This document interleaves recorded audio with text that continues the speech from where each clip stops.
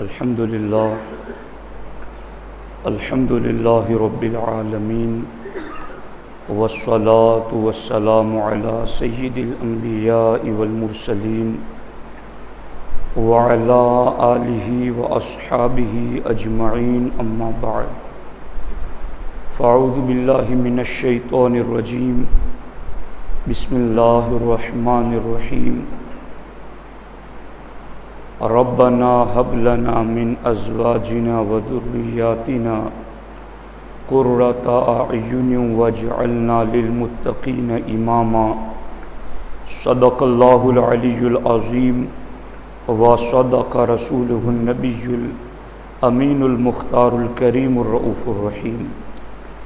انتہائی احترام و عقیدت کے ساتھ حضور سید المرسلین خاتم الانبیاء شفیع المذنبین رحمۃ للعالمین صلی اللہ تعالی علیہ وآلہ واصحابہ وبارک وسلم کی بارگاہ میں اپنی غلامی کا ثبوت دیں اور جس طریقے سے میں پڑھاؤں میرے ساتھ مل کر بآواز بلند نذرانہ محبت پیش کریں۔ الصلاۃ والسلام علیک یا رسول اللہ۔ ایک کو دوسرے پر بے فضیلت دینی یعنی دینی فضیلت کے بغیر ترجیح نہ دے۔ کیا مطلب؟ اگر ایک سے زیادہ آپ کی اولاد ہیں تو سب کو دے تو برابر دے، مگر آپ کی اولاد میں کوئی حافظ قرآن ہے، کوئی عالم دین ہے، کوئی نماز کا پابند ہے، پرہیزگار ہے، متقی ہے، تو پھر اس کو آپ باقی بچوں پر ترجیح دے سکتے ہیں، فوقیت دے سکتے ہیں کہ اس کو پہلے دیں یا اس کو کچھ زیادہ دیں، تاکہ اس دین کی جو اس کے پاس فضیلت موجود ہے باقیوں کو بھی اس کی طرف میلان بڑھے کہ ہاں میرے والد صاحب اس کو زیادہ اس لیے دیتے ہیں کہ یہ 5 وقت کی نماز پڑھتا ہے، میں نہیں پڑھتا تو چلو میں بھی پڑھوں گا، یہ حافظ قرآن میں نہیں بنا تو چلو میں بھی بنوں گا۔ تو اگر دینی فضیلت بچوں میں کسی ایک کے پاس موجود ہے تو اعلیٰ حضرت فرماتے آپ اس کو دوسروں پر برتری دے سکتے ہیں۔ 35واں حق یہ ہے کہ سفر سے آئے تو ان کے لیے کچھ تحفہ ضرور لائے۔ 36واں حق یہ ہے کہ بیمار ہو تو علاج کرے اولاد۔ 37واں حق یہ ہے کہ حتی الامکان سخت اور موذی یعنی تکلیف دہ علاج سے بچائے، علاج کرائے مگر ایسا نہیں کہ جو اس کے لیے بڑا تکلیف دہ ہو۔ 38واں حق یہ ہے کہ زبان کھلتے ہی اللہ اللہ، پھر پورا کلمہ لا الہ الا اللہ، پھر پورا کلمہ طیبہ محمد رسول اللہ کا اس کو سکھائے۔ یہ بھی اولاد کا حق ہے۔ 49واں حق یہ ہے کہ جب تمیز آئے ادب سکھائے۔ بچہ جب فرق محسوس کرنے لگے، کچھ اس میں شعور پیدا ہو جائے، کچھ خیر اور شر پہچاننے لگے، اچھا برا جاننے لگے، نفع نقصان دینے والی چیز کو پہچاننے لگے، جب اس بچے میں تمیز آ جائے تو پھر اس کو ادب سکھائیں۔ کھانے پینے، ہنسنے، بولنے، اٹھنے بیٹھنے، چلنے پھرنے، حیا، لحاظ، بزرگوں کی تعلیم، ماں باپ، استاذ اور بیٹی کو شوہر کی بھی اطاعت کے طرق اور آداب بتائیں۔ یہ بھی اولاد کے حقوق میں سے ہیں۔ یعنی اپنی اولاد کو کھانا کیسے کھانا ہے یہ بھی سکھائیں دین کے مطابق، پینا کیسے ہے وہ بھی سکھائیں دین کے مطابق، ہنسنا کیسا ہے کہ بہت زیادہ کہہ کے ہاتھ لگا کر ٹھٹھا مار کر نہیں ہنسنا ہے، اٹھنا بیٹھنا چلنا پھرنا اس میں بھی آپ سنت طریقے کے مطابق ان کو تعلیم دیں، حیا شرم کی تعلیم دے، لحاظ کی تعلیم دے، بزرگوں کی تعلیم دے، پھر ماں باپ استاذ کی اطاعت کا ادب سکھائے کہ ماں باپ کا ادب کیا ہے، استاذ کا ادب کیا ہے۔ لڑکی ہے تو اس کو یہ بتائیں کہ آگے تیری شادی ہوگی تو شوہر کی اطاعت کیسے کرنی ہے، وہ بھی اس کا حق ہے کہ آپ اس کو تعلیم دیں۔ 40واں حق یہ ہے کہ اسے قرآن مجید پڑھائے۔ 41واں حق یہ ہے کہ لڑکے کے لیے استاذ نیک، صالح، متقی، صحیح العقیدہ، سن رسیدہ کو سپرد کرے، اور اختر یعنی بیٹی کو نیک پارسا عورت سے پڑھوائے۔ اب یہ بھی خاص بات ہے، ایسے ہر بات ہی خاص ہے، اگر آپ دھیان سے سنیں، چونکہ ایک قاعدہ تقاضا کرتا ہے کہ اس پر لمبی گفتگو ہو، مگر چونکہ 80 باتیں ہیں، ان کو گنواتے گنواتے ہمیں ٹائم لگ جاتا ہے۔ تو دیکھیے، استاذ نیک ہو، صالح ہو، متقی ہو اور صحیح العقیدہ بھی ہو۔ کئی لوگ یہاں پر ہمیں یہ کہتے ہیں کہ یار مولانا، اور یہ صرف وہم لوگ کہ سنی مدرسوں میں صحیح تعلیم نہیں ہوتی تجوید کے ساتھ، تو اس لیے ہم وابیوں کے یہاں، دیوبندیوں کے یہاں بچوں کو رکھ دیتے ہیں۔ یاد رکھنا، ہمارے نبی علیہ الصلوۃ والسلام نے اس بارے میں ارشاد فرمایا ہے، العلم دین فانظروا عمن تاخذون دینکم، کہ یہ علم بھی دین ہے، تو تم غور و فکر کر لینا کہ یہ علم تم کس سے سیکھ رہے ہو۔ اور المرء علی دین خلیلہ، آدمی اپنے دوست کے دین اور مذہب پر ہوتا ہے۔ فَلْيَنْظُرْ أَحَدُكُمْ عَلَىٰ مَنْ يُخَالِلُ، تو پھر وہ سوچ لے کہ وہ کس سے دوستی کر رہا ہے۔ اس لیے اپنی اولاد کو جاہل رکھنا یہ تو بہتر ہے، مگر کسی بد عقیدے کے پاس پڑھنے کے لیے بٹھانا اس سے بھی بدتر ہے، اس لیے کہ سینے سے ایمان چلا جائے۔ سرکار اعلیٰ اس لیے فرما، استاد نیک بھی ہو، صالح بھی ہو، متقی بھی ہو اور صحیح العقیدہ ہو، اس چیز کا نوٹس لینا چاہیے۔ صحیح العقیدہ استاذ کے پاس اپنے اولاد کو پڑھائے۔ 42واں حق یہ ہے کہ بعد ختم قرآن ہمیشہ تلاوت کی تاکید رکھے۔ چونکہ بچہ اور بچی نے مدرسے میں ایک مرتبہ ناظرہ ختم کر لیا، اب یہ آزاد ہو گئی، تو ایک حق اولاد کا یہ ہے کہ جب وہ ناظرہ مکمل کر لے تو پھر ان کو روزانہ گھر قرآن پڑھنے کی تاکید کرنا، یہ بھی اولاد کا باپ پر حق ہے کہ باپ ان کے لیے اتنا کرے کہ ان کو تاکید کرے، انہیں قرآن سکھائے۔ 41واں حق یہ ہے، عقائد اسلام و سنت سکھائے۔ عقائد اسلام اور اہل سنت و جماعت کے عقائد سکھائے۔ کیوں؟ اس لیے کہ لوح سادہ فطرت اسلامی و قبول حق پر مخلوق ہے، اس وقت کا بتایا پتھر کی لکیر ہوگا، یعنی یہ ابھی ان کا بچپنا ہے، آپ ان کو اہل سنت و جماعت کے عقائد سکھائیں، اس لیے کہ یہ ذہن ابھی سادہ کاغذ کی طرح ہے، آپ اس پر جیسی مہر لگائیں گے ویسی مہر لگے گی۔ اب لوگ اس بارے میں کتنی غفلت برتتے ہیں وہ آپ جانتے ہیں، بچے تو بچے ہیں، بڑے بوڑھوں تک کو عقائد کا علم نہیں ہے، اور اسی وجہ سے پھر وہ آگے جا کر کے کبھی پھسل جاتے ہیں، کبھی بہک جاتے ہیں، اور دین کے معاملے میں وسوسوں کا شکار ہو جاتے ہیں۔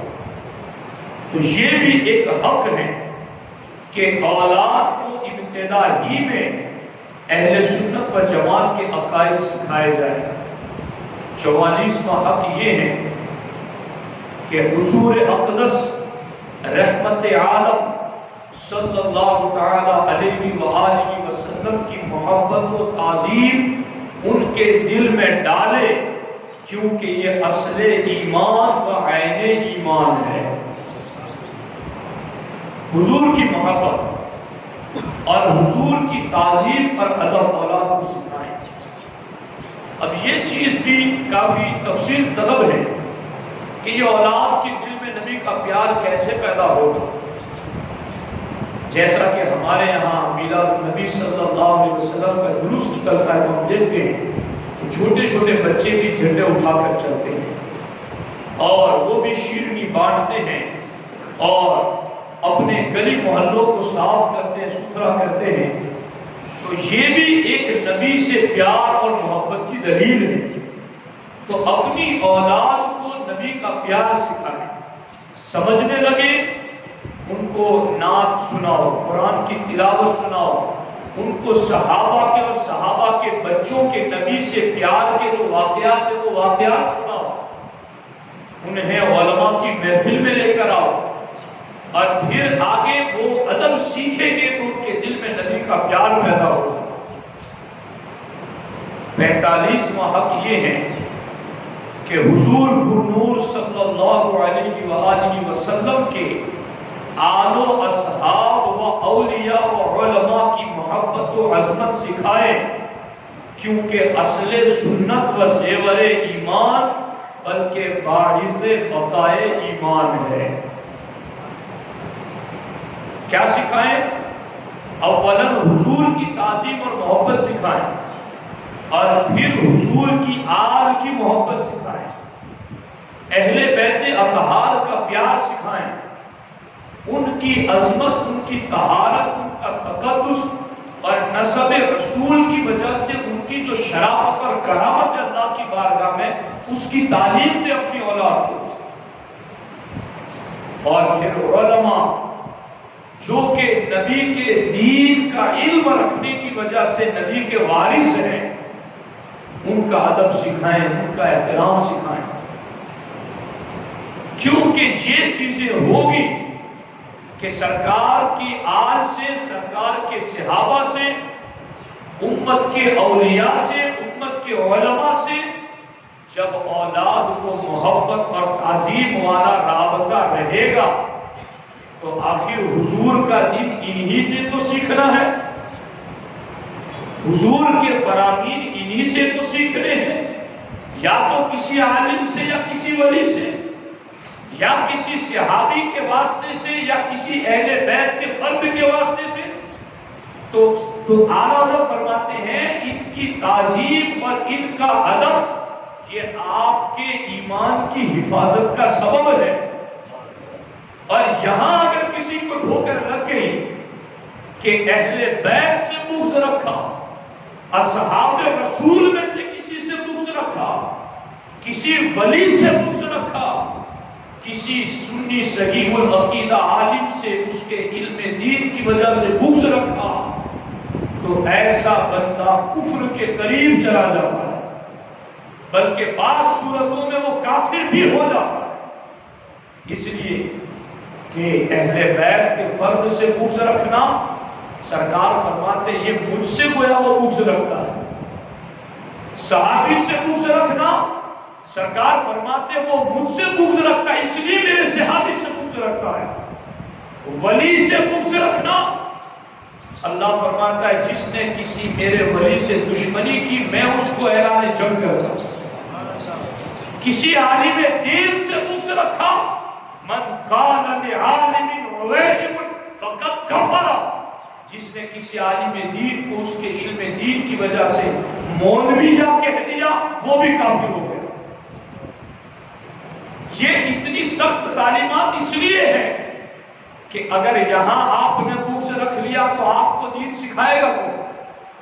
آپ جا کے کہاں سیکھیں گے؟ اور یاد رکھنا اس چیز کو، اور ہمیشہ یہ چیز اپنی اولاد کو تعلیم دیتے رہنا، بد عقیدوں کی بڑے فتنوں میں سے ایک بڑا فتنہ یہ ہے کہ وہ سنی عوام کو سنی علماء سے بدگمان کرتے ہیں، چونکہ انہیں پتا ہے کہ جہاں سے ان کو دین ملنا ملنے والا ہے وہیں سے ان کو بدگمان کر دو، تاکہ جہاں سے میٹھا پانی کا چشمہ جاری ہے جب وہاں ہی دشمنی کر بیٹھے گا تو اب اسے میٹھا پانی کہاں سے ملے گا؟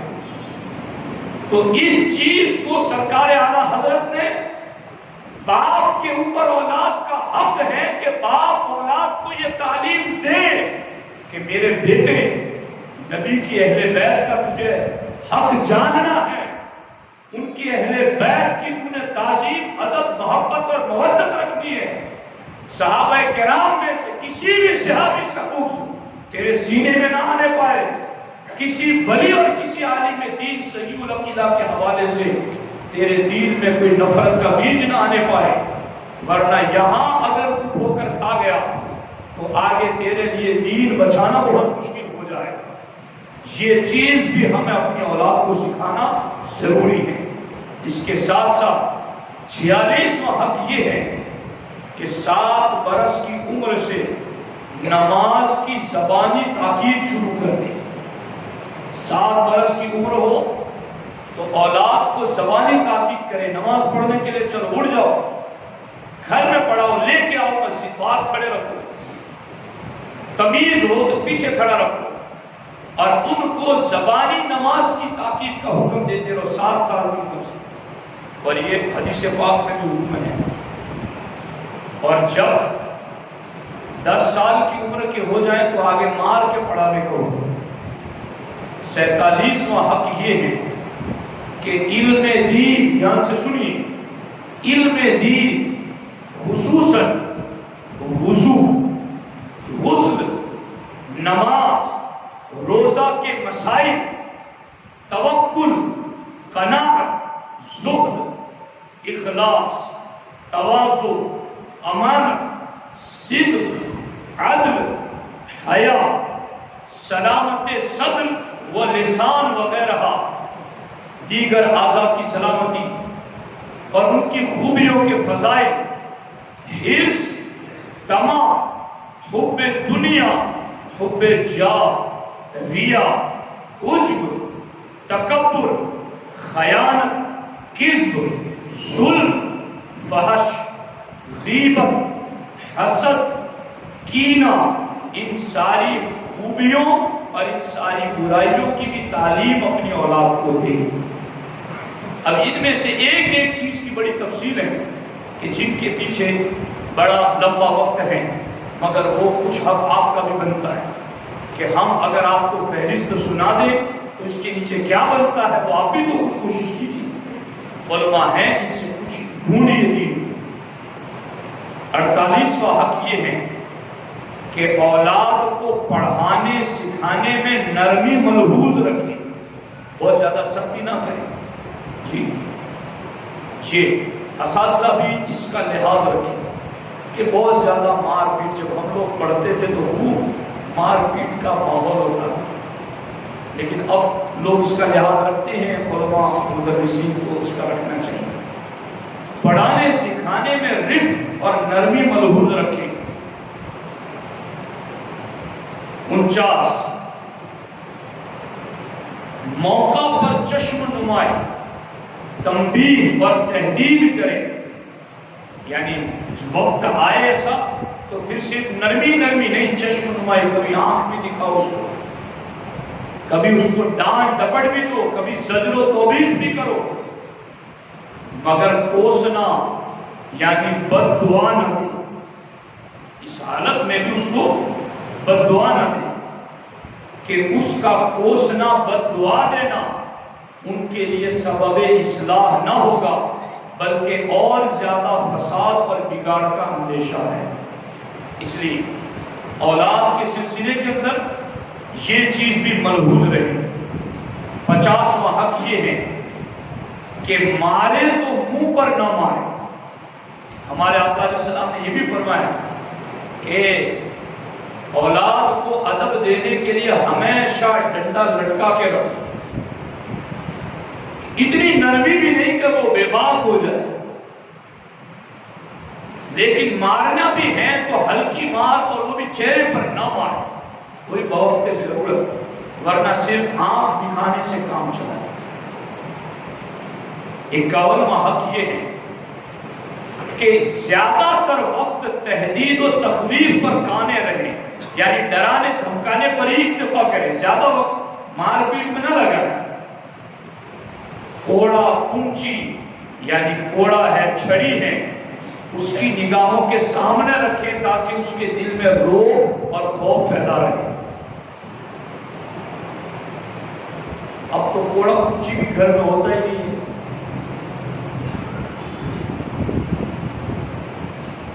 52واں حق یہ ہے کہ زمانہ تعلیم میں ایک وقت کھیلنے کا بھی دے کہ طبیعت نشاط یعنی چستی پر باقی رہے، یعنی ہمیشہ بند کر کے نہ رکھو، کچھ دیر انہیں مٹی پر چھوڑ دو تو وہ کچھ دیر دوڑ لے، ایک دوسرے کے ساتھ کچھ کھیل لے، تو اس سے ان کی طبیعت میں چستی پیدا ہو۔ 53واں حق یہ ہے، اور اس پر میں گفتگو آئندہ جمعہ میں خاص کروں مگر سنا دیتا ہوں۔ 53واں حق یہ ہے، مگر زنہار یعنی ہرگز بری صحبت میں نہ بیٹھنے دے کہ یار بد مارے بد سے بدتر ہے، یعنی برا دوست زہریلے سانپ سے بھی برا ہے۔ اس لیے یہ جو کھیل کود کی تھوڑے وقت کے لیے اجازت ہے، اس میں بھی بری سنگت سے بچا، اور بری صحبتوں کا اثر اولاد کے چال ڈھال انداز اخلاق پر بہت زیادہ پڑتا ہے۔ تو یہ اعلیٰ حضرت نے آخر میں لکھا ہے کہ جتنے بھی حق میں نے لیے ہیں حدیثوں سے لیے ہیں، بزرگوں کی تعلیم سے لیے ہیں، اور بعض اس میں مستحب ہے، بعض فرض واجب کے درجے پر بھی ہے کہ یہ کرنا ضروری ہے۔ تو آپ ان تعلیمات کو بار بار سنیں، اپنے اہل و عیال اپنی بیوی کو سنائیں تاکہ وہ بھی اسلامی قانون اور طریقے کے مطابق اپنی اولاد کی تربیت کر سکے۔ اور پھر جب اولاد کی تربیت دین کے بتائے ہوئے ضابطے کے مطابق ہوگی تو پھر ہم اور آپ قبر میں لیٹ بھی جائیں گے، اولاد کی نیکیوں سے وہاں ہمیں ٹھنڈی ہوائیں ملتی رہے گی، وہاں ہمارے لیے قبر میں نور آتا رہے گا۔ یہی ساری بنیاد ہے کہ آخرت کامیاب ہو جائے، قبر میں ہم اللہ کا جو امتحان مقرر ہے اس میں ہم کامیاب ہو جائے۔ تو اس کا ایک بڑا سبب اولاد کی نیک تربیت کرنا ہے۔ یہ اسلام کے ضروری پاکیزہ اصول ہیں، ان کو یاد رکھیے اور انہیں کے مطابق اپنی اولاد کی تربیت کی کوشش کیجیے۔ اللہ رب العزت مجھے آپ کو سب کو عمل کی توفیق عطا فرمائے۔ انشاءاللہ کریم اس رویوار کو جو سنی دعوت اسلامی کا اجتماع عصر کی نماز کے بعد ہوگا، اس میں خاص طور پر ائمہ اہل بیت میں سے ایک بڑے امام سیدنا امام جعفر الصادق رضی اللہ تعالیٰ عنہ کی یاد میں بیان ہوگا رویوار عصر کی نماز کے بعد اسی مسجد میں۔ تو میری آپ سے گزارش ہے کہ سیدنا امام جعفر الصادق رضی اللہ تعالیٰ عنہ کی تعلیمات اور آپ کے روحانی فیوز و برکات حاصل کرنے کے لیے آپ اتوار یعنی رویوار کے دن عصر کی نماز یہاں ادا کر کے اس میں ضرور شرکت فرمائیں۔